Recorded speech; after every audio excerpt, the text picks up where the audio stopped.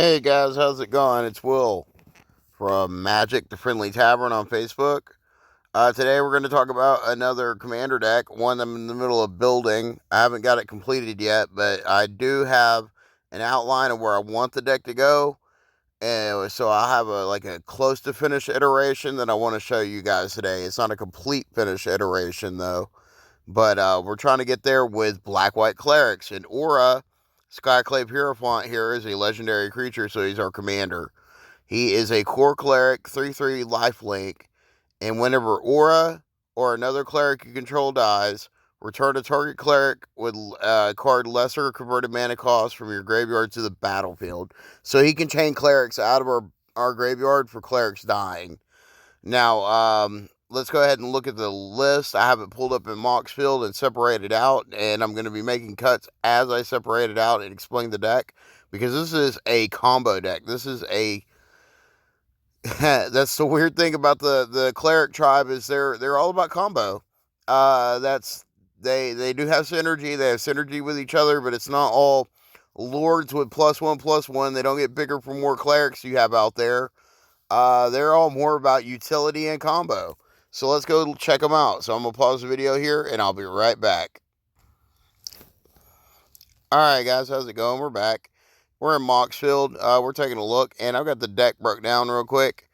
You can tell there's a lot more going on than most of the decks that I build. Like when I showed y'all Sharoom, I had 5 piles.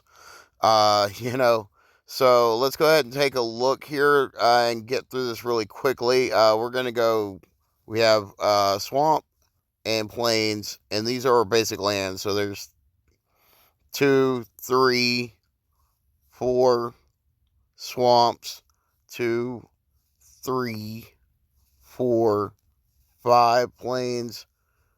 There's 5 swamps, 6 swamps, 6 swamps and 5 plains for basic lands. You know what a basic land does, so we don't really have to discuss that. Next up, we have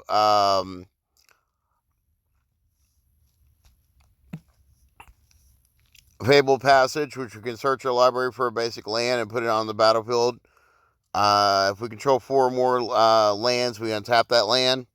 So that allows us to go get a plains or swamp. Then we have Marsh Flats, and we have Arid Mesa, and we have Bloodstained Mire. And these are fetch lands. View card. This one allows us to go get a mountain or plains. We're only running plains. We also have shock lands up here. We have the Godless Shrine, which counts as a plains and a swamp, so we can go get this as well.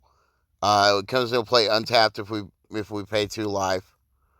So good land to go with the fetch lands. So that gets us plains or plain swamp. This will get us a swamp or a mountain. We can only get a swamp with it. This will get us a swamp or a plain. So this is our best one. So that's Bloodstained Mire and Marsh Flats out of the way. We also have Flooded Strand that'll get a plains. So there you go. Sometimes we need to shuffle our deck, so that's why they're in here. Then to go get our combo pieces, we have tutors. There's Grim Tutor. This is kind of a budget deck, so I don't have everything in it that's like really expensive. I mean, that is $15. That's pretty good. So there you go. There is a tutor. We search your library for a card, put it in our hand, then lose 3 life. We don't care about life loss in this deck, and you'll understand why soon. Next, we have Empiric Tutor. Search your library for a card, put it on top of your library, then put that, then lose 2 life. But it's an instant, and we can do it at end of turn, and then get that card for that draw that turn. And then we have Witchclaw Talisman. Witchclaw Talisman says, enters the battlefield with 3 witch counters on it. Pay 1 after tap it. Remove a witch counter. Search your library for a card. Put it in your hand. Then shuffle your library. An opponent gains control of Witchclaw Talisman. Activate this ability only during your turn. So we have to give it away. But it can be political.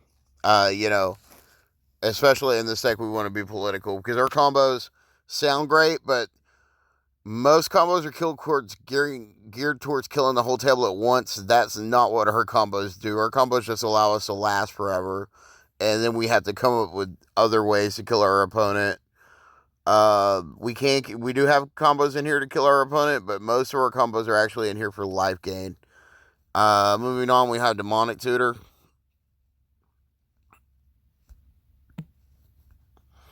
Search your library for a card, put that card in your hand. No problem. So there's our tutors. We're trying to be a fair deck, but we're trying to win too. Next up, we have our draw. And so pay a white and a black, and pay 2 life, draw a card. If we have 5 life, we can transform it. It transforms into a tap, add a black, or sacrifice a creature. You gain life equal to the sacrifice creature's toughness. This is actually a combo land. This land allows us to combo. We need this effect on the back, but getting it from the front is really hard. So this is 2 things in one we need: draw and comboing out. Then we have Village Rites. As initial cost to cast this spell, sacrifice a creature, draw 2 cards. Good spell. Good spell. We don't care. Our creatures laugh at the graveyard. Our graveyard's going to be a revolving door, so don't worry about sacrificing a creature. It's not that big a deal. Night's Whisper, draw 2 cards and you lose 2 life again. We don't care about life loss either. So great card. Then we have Necropotence, where we can skip or draw step. It's an enchantment. Whenever you discard a card, exile that card from your graveyard. We got to keep that in mind. Sometimes we'll have to blow up our Necropotence to be able to combo off. Pay 1 life, exile the top card of your library face down, put that card in your hand at the beginning of your next end step. So that's good. You know, I don't even know if I have a disenchant effect in here. We might need to address that. Necropotence might not make the end cut, but it's so good. And then we have Pact of the Certain, 3 mana sorcery. Choose creature type. Target player draws X cards and loses X life, or X number of creatures they control of that type. So we'll choose Cleric. We're up against another tribal deck. Never mind. So we'll choose Cleric with that. We might can kill an opponent. Like, say they're elves and they put out 5,000 elves and they only have 40 life. Yeah, we can kill an opponent with that. Then we go, that's what I was thinking. Good spell. Plum the Forbidden. As an additional cost to cast this spell, you may sacrifice 1 or more creatures. If you do, copy this spell for each creature sacrificed this way. So you can blow up our whole board and draw a card and lose life. 1 life, it's great. Good card. Then we have Altar's Reap. Sacrifice creature, draw 2 cards. That's no problem. Good card. Then we have Ad Nauseam. Ad Nauseam is really good. Reveal the top card of your library, put the card in your hand. You may lose life equal to converted mana cost. You may repeat this process any number of times. So there we go. More card draw for life loss. Then we have the rest of our spells. Down here, behind our spells, is our lands that basically produce all colors. We have Gemstone Mine, comes into play with 3 mining counters on it. Remove a mining counter. Add 1 mana of any color mana to our mana pool. So there you go. We have Mystic Confluence, which taps. You pay 1 life, and then it adds 1 mana of any color. Then we have the Pathway here, which is white on one side, produces white on one side, and produces black on the other. Good card. Then we have this comes into play tapped unless we reveal a plains or swamp, or control the plains or swamp. So we will a lot of the times because we run so many basics. This is Fetid Heath. This is a filter land. You pay 1 or a black, and you can add white, black, or black to your mana pool. Really good for those hard to hit combinations. This command tower just produces any color of your commander's identity, which is black, white. Then we have Cave of Koilos, produces white or black as well as colorless, but deals 1 damage to us. So there's more lands out of the way. Then I do believe we want to go ahead and finish out the lands and get them off the here, because so we can start laying out our combos, which are complicated. We got a lot of pieces. This is a utility land. We can put a target card from our graveyard on the bottom of the library, and we can do this so we control 2 or more white permanents. This is in case someone like goes to exile something out of our graveyard and we really need it to finish out a combo. We can put it back in our deck and hopefully draw it again, or go find it with one of our tutors. It won't come up very often, but when it does, it's great. It's also a plains. It's fetchable. Just to let you know that. Another utility land here. This is going to be pay 1, sacrifice it, and I can cast spells as though they have flash. So this lets me combo at instant speed. It's really good. Then we have Castle Lock Land, another utility land, and we can draw a card and then lose life equal to the number of cards in our hand. So if we're low on cards, we can start drawing cards with the Castle Lock Land. It's a really good card. We can draw cards if we've got a full hand, as long as we can take the life loss hit. Another utility land, when it comes into play, we choose a creature type, and then we add 1 mana of any color to the mana pool. Spend it only to cast that creature's spell, and when it's done that way, it can't be countered. So this is good to keep comboing even through counter spells. Good land. Last utility land is going to be Core Haven, and make a colorless or pay 1 and a white to prevent all combat damage that will be dealt to target attacking creature this turn. So it saves an attacking creature. Pretty good. We're all about prevent all damage. As you can see, our clerics are split into 2 piles because the top pile is combo, the bottom part is utility. But we'll get to that. These are all split too. These lands right here are combo lands, and we'll talk about those in a second. Combo artifacts, combo artifacts, combo enchantments, utility enchantment, utility artifact. So we're looking at Leyline of the Void. It can come into play from our opening hand without us paying the mana cost. If it's in our opening hand, we can just put it into play. Or we can pay 4 to put it into play later. And if a card would go into an opponent's graveyard from anywhere, exile it instead. It protects us, and it also helps with a couple of spells we have. A lot of people use their graveyard. It's really good. Then this artifact right here is a Basilisk Caller. And it pay 1 to play it, 2 to equip. Equip creature has Death Touch and Lifelink. It's more for when we have to go into beats. When we have to beat down with our clerics, you know. That's what it's for. I don't think it has any combo potential, but I might be mistaken on that.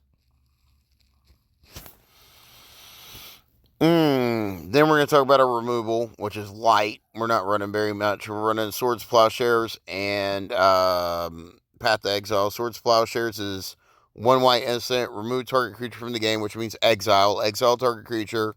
Its controller gains life equal to its power. That's negligible. We don't care. So great removal spell. Path to Exile is great too. We don't really want to be interacting with our opponent. We're kind of doing our own thing here in this deck. So these spells are great. Exile target creature. Its controller may search its library for a basic land card. Put it into play tap. But that's good. We have a little bit of ramp. We have the Signet, the Talisman, and Soul Ring. So Soul Ring is 1 mana, add 2 to your mana pool. So it's net positive. Talisman is 2 mana, can produce colorless or can produce white or black, and you deals 1 damage to you. And then the Signet is, of course, 2 mana, but you pay 1 to add white or black. Great card. Here's another disruption spell. Protection is why it's separated from the other ones. This is Rebuff the Wicked. Counter target spell that targets a permanent you control for 1 and a white. Really good spell. Kind of narrow, but you know. Then we have Teferi's Protection, which allows us to phase out everything we own and ourselves. Until end of turn, your life total can't change. You gain protection from everything. All permanents you control phase out. Exile to barriers protection. So this is like one turn freebie, don't die. So it's good to go. Then we have Eerie Interlude. Exile any number of target creatures you control. Return those cards to the battlefield under their owner's control at the beginning of the next end step. So we can we can basically, if they're gonna exile our clerics and we need those clerics for combo, we can save them with this. That's what I'm thinking on that spell. It might that's in a flex slot too. That might not make the final cut. This is actually a combo spell. I missed a draw spell here. I'm sorry. This is actually an enchantment, I think. Yeah. This should have been under the utility enchantments. This is when it enters the battlefield, draw 3 cards, and at the beginning of your end step, you lose 2 life for each card in your hand. So, you get to draw 3 cards, and then it punishes you later, but if you're really low on cards, it does draw. It's pretty good. I thought this was actually only dealt 1 each upkeep. Huh. That's kind of rough. That's a little rougher than I thought it was. But we can handle it. This might get switched up for the enchantment I was thinking it was. And finally, we have Patriarch's Bidding. This is 5 mana. Each player chooses a creature type and returns all creatures of the chosen type from their graveyard to play. So this is a mass spell. If we put all our clerics in their graveyard, we can bring them back en masse real quick. It's great. Then we're going to move into utility clerics, and we have a lot to talk about. So what we're going to do is we're going to split the video here, and we are going to talk about all the combo and the utility in the next video, and call this one a good one. My name's Will. I'm with Magic, the Friendly Tavern on Facebook. This is my black-white cleric combo deck. If you're interested in more videos like this, please let me know, because I kind of like this format. It allows me to talk about Commander. This isn't terrible, but I gotta know what you guys think, honestly. Anyways, I want y'all to have happy pack pulls, and as always, happy games.